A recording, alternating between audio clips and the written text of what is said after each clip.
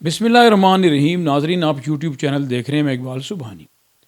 آج میرے ایک دوست جو بڑی دور سے سفر کر کے آئے ہیں، میرے مہمان بھی ہیں، وہ کچھ مجھ سے بات چیت کرنا چاہ رہے ہیں، کچھ سوالات کرنا چاہ رہے ہیں. مبشر لقمان. اب یہ مت سمجھیے گا کہ یہ وہی مبشر لقمان ہے کہ جب ان کو ایک چانٹا پڑا فواد چودھری کا کسی شادی کی تقریب میں تو انہوں نے عمران خان پر تابڑ توڑ حملے شروع کر دیے، بلکہ ذاتیات کے اوپر آگے اور اتنا بلو دا بیلٹ چلے گئے کہ مبشر لقمان اب صحافت کی دنیا سے مٹتا ہوا نظر آ رہا ہے اور کوئی اس کو سننے کے لیے تیار نہیں ہے. دیکھیں، بات یہ ہے کہ جو مخالفت ہوتی ہے نا، وہ اگر آپ کسی کے اوپر تنقید کرتے ہیں تو لوگ اس کو برداشت کرتے ہیں، لوگ اس کو سنتے ہیں اور کوئی ایسی بات نہیں اگر آپ کسی کے خلاف. لیکن اگر آپ تہذیب کے دائرے میں، اخلاق کے دائرے میں، حدود کے اندر اور سچ کے اوپر اگر آپ بات کرتے ہیں تو لوگ آپ کو سنتے ہیں، کوئی ایسی بات نہیں. مگر آپ جب لوگوں کی ذاتیات کے اوپر گفتگو کرنا شروع کر دیتے ہیں، پرسنل دشمنی کے اوپر بات کرتے ہیں، تو پھر وہ کچھ اور معنی اختیار کر جاتی ہے. اور میں سمجھتا ہوں کہ اس سے انسان کی اپنی پرسنالٹی ڈیمیج ہوتی ہے، اس کے علاوہ اور کچھ بھی نہیں ہے.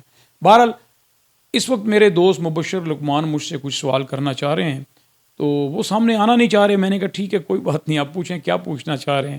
جی سبحانی صاحب، بہت شکریہ، آپ نے مجھے موقع دیا اپنے چینل پہ آنے کا. میں بہت مشکور ہوں آپ کا. میرے ذہن میں بہت چھوٹے چھوٹے سوالات ہیں، بہت کامن سوالات ہیں. مجھے یہ بتائیں کہ عمران خان مسلسل کافی عرصے سے انتخابات کا مطالبہ کر رہے ہیں. پی ڈی ایم کی حکومت مسلسل یہ کہہ رہی ہے کہ ہم الیکشن اپنے وقت پر کرائیں گے، لیکن خبریں یہ بھی آتی رہتی ہیں کہ بیک ڈور رابطے ان سیاستدانوں کے آپس میں مسلسل رہتے ہیں. پچھلے دنوں زرداری کی ملاقات ہوئی چودھری شجاعت حسین کے ساتھ. اس کے علاوہ اسحاق ڈار کی ملاقات ہوئی صدر ڈاکٹر عارف الوی کے ساتھ. تو آپ کیا کہتے ہیں، یہ کیا معاملہ ہے؟ یہ عوام کو سچائی کیوں نہیں بتائی جاتی؟ یہ بیک ڈور رابطے اور یہ سیاست کی کیا چیز ہے؟ یہ کیوں نہیں ختم ہوتے؟ یہ عوام کو کیوں نہیں بتایا جاتا؟ یہ جی دیکھیں مبشر صاحب، بات یہ ہے کہ جو بیک ڈور رابطے ہوتے ہیں نا، اور جو ایک ہیجانی کیفیت ہوتی ہے اور ایک شکوک و شبہات جب ہوتے ہیں، یہ تبھی ہوتے ہیں کہ جب سیاسی جماعتیں میچور نہیں ہوتی.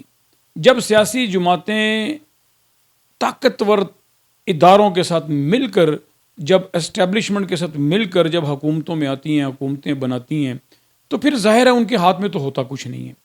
وہ پھر ادھر ادھر کی چلاتے ہیں، پھر وہ جھوٹ بھی بولتے ہیں، پھر وہ دھوکے بھی دیتے ہیں، پھر وہ جائز ناجائز بھی کرتے ہیں، وہ سب کچھ کرتے ہیں. اب صورتحال کچھ ایسی لگتی جا رہی ہے کہ جو عوام ہے پاکستان کی، اس کو شعور آتا جا رہا ہے، اس کو یہ پتہ لگتا جا رہا ہے کہ کیسے عوام جو ہے کن لوگوں کے ساتھ اس کو کھڑا ہونا چاہیے، کن لوگوں کو ان کو ایز اے لیڈر قبول کرنا چاہیے، کن جماعتوں کے پیچھے ان کو کھڑا ہونا چاہیے، کن جماعتوں کے پارٹیز کے ان کو ممبر بننا چاہیے اور اپنی جماعتوں کو، اپنے لیڈروں کو کامیاب کرنا چاہیے. یہ ایک میں سمجھتا ہوں کہ مسلسل ایک پروسیس ہے جس سے پاکستان ابھی صحیح طرح گزرا ہی نہیں ہے. دنیا کے جو بڑے بڑے ممالک ہیں وہ یہ سارے پروسیس سے گزر کے، جو ترقی یافتہ ممالک ہیں میں ان کی بات کرتا ہوں، کہ وہ ان سارے پروسیس سے گزر کے اب اس وقت وہ ایسی سٹیج کے اوپر آ گئے ہیں کہ صدر، وزیر اعظم، وزیر، اس کی کوئی حیثیت ہی نہیں ہے. وہ ایک ادارے کے اندر رہ کے، اپنی حدود کے اندر رہ کے تو کام کرتا ہے. جب وہ ریٹائر ہوتا ہے، جب وہ الیکشن ہار جاتا ہے، اس کے بعد پھر وہ اپنی معاش کے لیے تگ و دو شروع کرتا ہے اور اپنے باقی معاملات کے لیے، یا جو تھوڑے سے آسودہ حال ہیں وہ اپنی پارٹی کے اندر رہ کے پھر اسی طرح کام کرتے رہتے ہیں. مگر پاکستان کا یہ المیہ ہے کہ یہاں پر سالوں سال ہو گئے کہ مخصوص طبقات جو ہیں انہوں نے یہاں حکومتیں کی اور انہوں نے ہی نظام کو چلانے کی اپنے طریقے سے اور اپنے مفاد کے اندر اس نظام کو چلانے کی کوشش کی. جہاں تک ابھی عمران خان کی آپ نے بات کی، تو عمران خان وہ شخص ہے کہ جس نے یہ پورا سسٹم چینج کرنے کی کوشش کی، مگر اس کے راستے میں جو رکاوٹیں آئیں وہ آپ کے سامنے ہیں. بیک ڈور جو آپ نے رابطوں کی بات کی، وہ تو ظاہر ہے، وہ تو چلتے رہتے ہیں اور چلنے بھی چاہیے، مثبت پیش رفت ہونی چاہیے. مین بات یہ ہے کہ الیکشن کی طرف جانا چاہیے حکومت کو بھی، اپوزیشن کو بھی، ان کو بیٹھ کر اس کا. اب عمران خان نے تو بڑے واضح انداز میں یہ بات کر دی ہے کہ میں بیٹھنے کے لیے تیار ہوں، آپ الیکشن کی طرف جائیں. جو ملک کے حالات ہیں اس وقت، پاکستان کو ایک نئی حکومت کی ضرورت ہے کہ جس کو عوامی مینڈیٹ ملا ہو، وہ چاہے کوئی بھی ہو، جس کو عوامی مینڈیٹ ملا اور وہ عوام کی ووٹوں کے ذریعے حکومت بنے اور بڑے مارجن کے ساتھ وہ جیت کر آئیں، 2/3 اکثریت لے کر آئیں، چاہے کوئی بھی جماعت ہو. اس سے پھر یہ ہوگا کہ جب عوام ایک طرف ہو جائے گی اور حکومتیں ایک طرف ہو جائیں گی تو پھر حکومتیں جو ہیں جو ہیوی مینڈیٹ لے کر آئیں گی پھر وہ عوام کے لیے ضرور کوئی کام کریں گے، ملک میں استحکام بھی آئے گا. سر ہمارے پاس آپ کی بات تو ٹھیک ہے، لیکن مسئلہ یہ ہے کہ سیاستدان جو ہیں وہ اپنا رویہ تبدیل کرنے کو بالکل تیار نہیں ہے. انتخابی نتائج جب بھی آتے ہیں، ایک پارٹی جب الیکشن جیت جاتے ہیں تو دوسری پارٹی اس کو تسلیم کرنے کے لیے تیار ہی نہیں ہوتی ذہنی طور پہ. تو ملک کو ایسی صورتحال سے نکالنے کا کوئی اور حل آپ کو نظر آتا ہے کہ یہ معاملات کس طرح حل ہوں گے؟ ابھی دیکھیں یہ جو آپ نے بات کی نا کہ ایک پارٹی جب جیتی دوسری اس کو ماننے کے لیے تیار نہیں ہوتی، تو اس میں کہیں کوئی خرابی تو ہے نا، کہیں کوئی کمی تو ہے نا. اب خرابی اس کے اندر میں سمجھتا ہوں کہ یہ ہو سکتی ہے، اب جیسے مثال کے طور پہ ای وی ایم مشین متعارف کرائی عمران خان نے، مگر اب دیکھیں کہ ای وی ایم مشین کو کیسے ان 13 کی 13 جماعتوں نے پی ڈی ایم نے یکسر مسترد کر دیا، یہ جانتے ہوئے کہ جب سے پاکستان میں الیکشن ہو رہے ہیں تب سے آج تک کبھی بھی کسی جماعت نے الیکشن کو قبول نہیں کیا، ہمیشہ دھاندلی کا الزام لگایا. مگر کیا کبھی ان جماعتوں نے یہ سوچا کہ ہم الیکشن ایسے طریقے سے کروائیں، کوئی ایسا سسٹم، کوئی ایسا میکینزم بنائیں کہ یہ جو دھاندلی کا شور ہوتا ہے یہ ختم ہو جائے؟ نہیں. کیوں؟ کہ وہ کبھی بھی صحیح طریقے سے الیکشن کروانا چاہتے ہی نہیں. وہ جس کا زور ہو، جیسے عموماً آپ دیکھیں ابھی کل ہی کی بات ہے، ٹی وی کے اوپر ایک بڑے ہی نامور کوئی سیاسی شخصیت تھی، وہ کہہ رہی تھی کہ مسلم لیگ نون کو الیکشن لڑنا آتا ہے. وہ یہ بات کر رہے تھے کہ مسلم لیگ نون کو الیکشن لڑنا، اس کا کیا مطلب ہے؟ اس کے بہت سارے مطلب لیے جا سکتے ہیں، مگر ان میں ایک مطلب یہ بھی ہے کہ ان کو پتہ ہے کہ انہوں نے جیتنا کیسے ہے، ان کے ورکر نے کیا کام کرنا ہے، تو پھر کیسے ہو سکتا. تو اس کا حل یہی ہے کہ یہاں پر کوئی ایسا اب مشینری سسٹم ہو کہ جو انسان جو ہے صرف وہاں جائے اور وہ اپنا ایک ووٹ ڈال لے، اس کے بعد کوئی شخص اس نمبر کے اوپر، اس ووٹ کے اوپر ووٹ دوبارہ کاسٹ نہ کر سکے. ایک شخص کا ایک ہی ووٹ ہو، اور یہ مشین کے ذریعے ہی ممکن ہے، جسے پی ڈی ایم نے ریجیکٹ کر دیا. سر ہمارے سیاستدانوں کے جو رویے ہیں اس کو دیکھتے ہوئے پاکستان کے اندر کئی مرتبہ مارشل لا لگ چکا ہے. فوجی دیکھیں جہاں مارشل اللہ کی آپ نے بات یہاں پہ رہ چکے ہیں. کی، میں آپ سے ایک بات کروں، پہلے مارشل اللہ کی بات کرتے ہیں. مارشل اللہ لگا ضرور لگا، لیکن اس میں جہاں جرنیلوں نے زیادتی کی وہاں میں سمجھتا ہوں کہ زیادہ زیادتی جو ہے نا وہ ان سیاستدانوں نے کی. ان سیاستدانوں نے ایسے کام کیے، انہوں نے کبھی عوام کا خیال نہیں کیا، انہوں نے عوام کے کبھی کام نہیں کیے، اور یہی وجہ ہے میں سمجھتا ہوں کہ جرنیلوں کو جب موقع ملتا ہے، اب ایک جماعت، ایک پارٹی جب سمجھتی ہے کہ وہ اقتدار میں نہیں آ سکتی تو پھر وہ مارشل اللہ کو آنے کے اندر، مارشل اللہ ہونے کے اندر، مارشل اللہ لگنے کے اندر پھر وہ وہ سائڈ پہ ہو جاتی ہے. پھر وہی جماعت جو آپ دیکھ لیں ماضی کے اندر مارشل اللہ کا حصہ بن جاتی ہے، اس میں وہ حصہ لیتی ہے، وزارتیں لیتی ہے، وزیر اعظم بھی ان میں بن جاتے ہیں، وزیر اعلیٰ بھی اس کے اندر بن جاتے ہیں. پھر وہ مارشل اللہ کے ساتھ 10 سال بھی گزارتے ہیں، 11 سال بھی، اور گزارے ہوئے ہیں. تو جب آپ کے اندر اقتدار کی ہوس ہوگی نا تو پھر آپ کو مارشل اللہ بھی قبول ہے، آپ کو ڈکٹیٹرشپ بھی قبول ہے، آپ کو سب کچھ قبول ہے. سیاستدان اگر ایک پلیٹ فارم پہ کھڑے ہو جائیں وہ کہ ہماری آپس کی جو جنگ ہے یہ تو چلتی رہے گی، مگر ہم کسی بھی حال میں مارشل اللہ کو قبول نہیں کریں گے. اور یہ تب ہی ہو سکتا ہے کہ جب ان کا اپنا کوئی کردار ہوگا، وہ تب ہی یہ بات ممکن ہے. تو مارشل اللہ لگانے والے بھی پھر کئی مرتبہ سوچیں گے کہ ہمیں یہ کام نہیں کرنا چاہیے، ہمیں آگے بڑھنا چاہیے. اچھا سر، جنرل باجوہ نے بھی اپنی آخری تقریر میں اس چیز کا بڑا اعلان کیا بڑے فخر کے ساتھ کہ فوج کو میں غیر سیاسی کر کے جا رہا ہوں، اور میں یہ کر کے جا رہا ہوں، میں وہ کر کے جا رہا ہوں. لیکن نئے آرمی چیف کو آئے ہوئے بھی آپ دیکھ لیں کہ 10 سے 15 روز تقریباً ہونے والے ہیں، تقریباً 10 روز آپ کہہ لیں. لیکن ابھی تک آپ دیکھ لیں کہ جو سیاسی جو مقدمات ہیں وہ اسی طرح چل رہے ہیں، لوگوں کو اسی طرح پی ڈی ایم حکومت کی طرف سے دھمکایا جا رہا ہے، ان پہ مقدمے بن رہے ہیں. آدم سواتی والا معاملہ آپ کے سامنے ہے.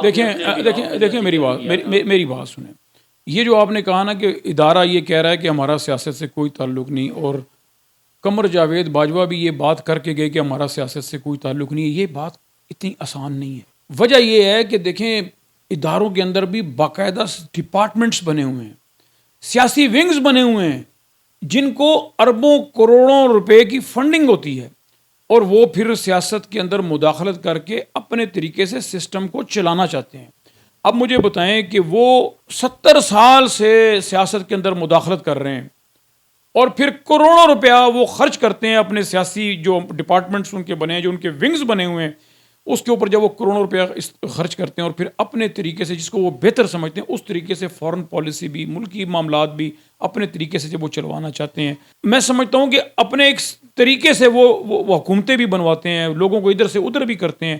اب ایک جرنیل جب جائے اور جانے سے ایک دن پہلے یہ کہے کہ فوج کا اب سیاست سے کوئی تعلق نہیں، تو آپ اس کے اوپر یقین کر لیں گے؟ میں تو کم سے کم یقین نہیں کرتا۔ ابھی جنرل قمر جاوید باجوہ کے جانے کے بعد آپ یہ سمجھتے ہیں یا لوگ یہ سمجھتے ہوں گے کہ شاید اب ایک دم حالات تبدیل ہو جائیں گے، مگر نہیں، ایک دم حالات تبدیل نہیں ہوں گے، کیونکہ نیچے وہی سارا طبقہ گروپ بیٹھا ہوا ہے، ایک شخص اوپر آگے بیٹھ گیا، اب اس کو ٹائم لگے گا۔ اگر وہ سنجیدگی سے اس معاملے کو حل کرنا چاہتا ہے تو پھر اس کو ٹائم چاہیے۔ اب نیچے جن لوگوں نے کارروائیاں کرنی ہیں وہ تو نیچے بیٹھے ہیں، مقدمات آپ دیکھیں مزید پھر بن رہے ہیں، اور ایسا لگتا ہے کہ کہیں پر بھی یہ بات سچ ثابت نہیں ہو رہی کہ اب مداخلت نہیں کی جائے گی، مداخلت ابھی بھی ہو رہی ہے۔ اعظم سواتی کو بلوچستان کچلاگ جیل بھیج دیے گئے، دل کے مریض بھی ہیں، وہ 75 سال ان کی عمر بھی ہے، وہ آپ دیکھ لیں کہ کیا مداخلت ختم ہو گئی ہے؟ مداخلت ختم ہونے کو میں تب مانتا جب اعلان نہ بھی بے شک کیا جاتا، مگر یہ تمام وہ لوگ کہ جو باہر بھاگے ہوئے ہیں، جو جرنلسٹ ہیں، وہ ان کو واپس بلوایا جائے کہ تم کو تحفظ دیا جائے گا۔ ابھی جو جیلوں میں جو قید کیے گئے ہیں، سیاسی بھی ہیں، صحافی بھی ہیں، جو بھی لوگ ہیں، ان کو فوراً نکالا جائے، ان کے اوپر مقدمات ختم کیے جائیں، اور یہ کہا جائے کہ آپ اپنی سیاست کھیلو، سیاست کرو، ملک چلاؤ، یہ آپ کا کام ہے، تو اس کی واضح نشانی نظر آنی شروع ہو جائے گی۔ مگر میں نہیں سمجھتا کہ ایسا ہونا ممکن ہے اتنی جلدی۔ اس کو بڑی ایک تو ٹائم بھی لگے گا، دوسرا قوم کو بڑی قربانی دینی پڑے گی، قوم کو بڑا شعور آئے گا، تب جا کے یہ بات ہوگی۔ اور اس کا آپ دیکھیں کہ نواز شریف جو ہے وہ ووٹ کو عزت دو کے نعرے کو چلاتا چلاتا آخر جا کے نواز شریف کی پارٹی اسٹیبلشمنٹ کی گود میں بیٹھ گئی، اور پھر انہوں نے حکومت بھی لے لی، اقتدار بھی لے لیا، اور پھر جب دیکھا کہ اقتدار میں کوئی تھوڑا سا کچھ مسئلہ بنتا جا رہا ہے، پھر بیانیہ تبدیل کرنا شروع کر دیا کہ یہ ہو جائے گا، وہ ہو جائے گا، پھر جب دیکھا کہ رک گئے، پھر بیانیہ۔ تو سیاستدان جو ہے ان کی کوئی نہ زبان ہے، نہ ان کا کوئی کردار ہے، نہ ان کی کوئی سوچ ہے، نہ ان کا اخلاق ہے۔ آپ ان کی زبانیں سنیں کہ کیسی کیسی غلیظ گفتگو۔ فضل الرحمان کی بات کر لیں، سر فضل الرحمان کی تو بات کرنی چاہیے، لیکن بات کرتے ہوئے افسوس ہوتا ہے کہ یہ لوگ ہمارے علماء کے اندر شمار کیے جاتے ہیں، اور ہم ان کی امامت کے اندر ہم لوگ نماز ادا کرتے ہیں۔ آپ ان کا رویہ دیکھیں کہ میں صرف افسوس کے علاوہ اور میں کچھ نہیں افسوس کر تو ایک چھوٹا لفظ ہے، میں سمجھتا ہوں کہ بس میں کیا کہوں۔ ابھی آپ دیکھیں کہ وہ جو ہمارے پاکستان کی بہت بڑی شخصیت ہیں انٹرٹینمنٹ سے جن کا تعلق ہے، انور مقصود، انہوں نے کراچی میں ایک پروگرام کے اندر کیا گفتگو کی، اور فضل الرحمان کی ایک غلیظ گفتگو کے جواب میں انہوں نے کہا کہ لگتا ہے کہ فضل الرحمان کی ماں نہیں تھی، فضل الرحمان کے شاید دونوں ہی باپ تھے، اور وہ باپ میں سے پیدا ہوا ہے، ماں میں سے پیدا نہیں ہوا۔ مطلب ان کا کہنے کا یہ تھا کہ اگر یہ ماں سے پیدا ہوا ہوتا تو یہ شخص جو ہے یہ اتنی غلیظ گفتگو کسی کے بارے میں بھی نہ کرتا۔ اگر مجھے کوئی یہ کہے کہ میں کسی ہندو، کسی عیسائی، کسی کافر کے بارے میں ان کو یہ الفاظ کہوں جو فضل الرحمان نے ہم لوگوں کے بارے میں کہے ہیں، تو میں نہیں کہوں گا۔ علماء جو ہیں وہ تو اپنے کردار کی وجہ سے پہچانے جاتے ہیں۔ تو جو کردار والے علماء ہیں وہ تو فضل الرحمان کو چھوڑ گئے ہیں، کردار والے علماء فضل الرحمان کی جماعت سے الگ ہو چکے ہیں۔ بد کردار علماء کہ جو فضل الرحمان کے ساتھ کھڑے، میں ان کو بد کردار اس لیے کہوں گا کہ وہ مثالیں تو یہ دیتے ہیں کہ حضرت عمر نے ایک مرتبہ کھڑے تھے تو وہاں کسی نے سوال کر دیا، انہوں نے جواب دیا جی میرا یہ کرتا، میرے بیٹے کا فلاں یہ کپڑا مجھے وہاں، تو یہ وہ علماء ہیں کہ جب ایک شخص جو ہے وہ کھڑا ہو کے قوم کی ماؤں بہنوں کے اوپر زنا کے الزام لگا رہا ہے، اور وہ علماء جو اس کے دائیں بائیں کھڑے ہیں وہ علماء ہیں کہ وہ اس کو، اگر وہ صحیح علماء ہوتے، صحیح راسخ العقیدہ مسلمان ہوتے، ان کا آخرت کے اوپر ایمان ہوتا، ان کا یقین ہوتا، تو وہ وہاں گریبان پکڑ لیتے فضل الرحمان کو اور کہتے کہ بکواس بند کرو، خبیث انسان یہ تم کیا بکواس کر رہے ہو، تو وہ اس کو وہاں روک لیتے، مگر وہ اس کے ساتھ سر ہلا رہے ہیں، نعرے لگا رہے ہیں، اور پبلک دیکھیں جو وہاں مردے کھڑے تھے، مردے کھڑے تھے وہاں پر فضل الرحمان کی تقریر سن رہے تھے کہ جب ایک عالم دین جو اپنے آپ کو کہتا ہے کہ جب وہ عورتوں کے اوپر، خواتین کو، قوم کی بیٹیوں کے اوپر وہ زنا کا الزام جب لگا رہا ہے، تو وہ جو مردے ہیں وہ وہاں پر نعرے لگا رہے ہیں، وہ مردے ہیں،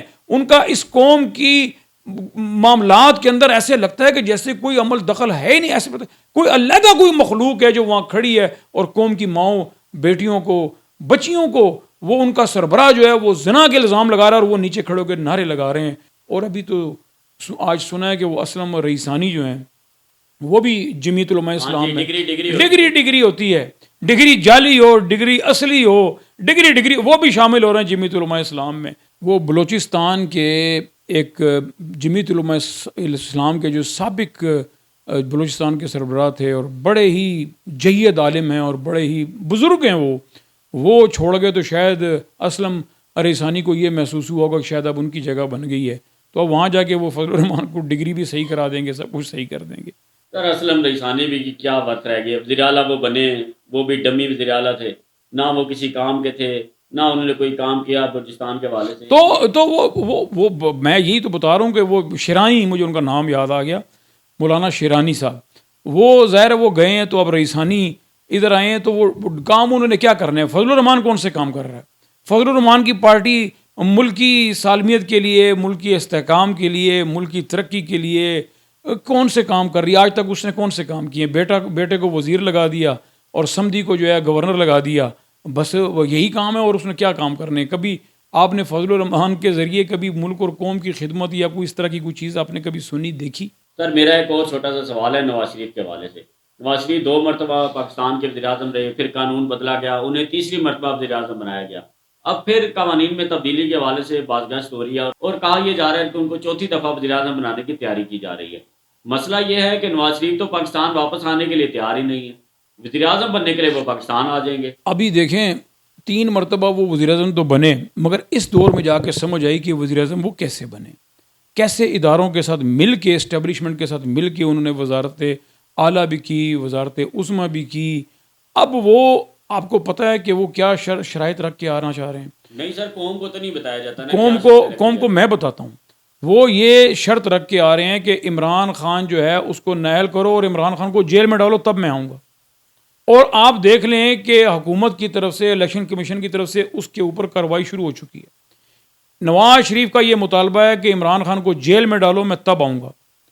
اب الیکشن کمیشن نے یہ کہہ دیا ہے نا کہ عمران خان کو چیئرمین شپ سے ہٹایا جائے گا. ہاں جی، اس کی کارروائی سنا شروع ہو چکی ہے. جناب یہ کبھی ہو نہیں سکتا. اتنا بڑا پاپولر لیڈر قوم کا، اس کو کیسے یہ چیئرمین شپ سے ہٹائیں گے؟ اور چیئرمین شپ سے ہٹائیں گے تو کیا فرق پڑ جائے گا؟ وہ کسی اور نام سے بنا لیں گے. قوم اس کے ساتھ ہے، چاہے وہ کسی بھی نام سے آئے، کسی بھی مقام کے اوپر وہ کھڑا ہو، قوم اس کے ساتھ ہے. الیکشن اس نے جیتنا ہے، 2/3 سے زیادہ الیکشن کی تعداد میں اس نے جیتنا ہے.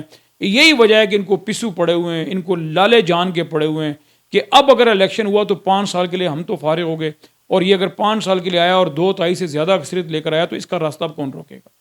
اچھا سر، ایک اور بات کا مجھے بہت افسوس ہوا. میں اتنی دور سے سفر کر کے آیا، جیسے آپ نے شروع میں بتایا. میں یہاں اسلام آباد میں میرے کسی دوست نے بتایا کہ یہاں یہ بہت اچھی جگہ ہے، سینٹورس آپ جائیں، وہاں گھومے پھرے. میں وہاں گیا لیکن وہاں تالے لگے ہوئے تھے، پولیس کی اتنی زیادہ نفری وہاں موجود تھی، تاجر احتجاج کر رہے تھے، انہوں نے کہا جی ہمارا پلازا سیل کر دیا گیا ہے.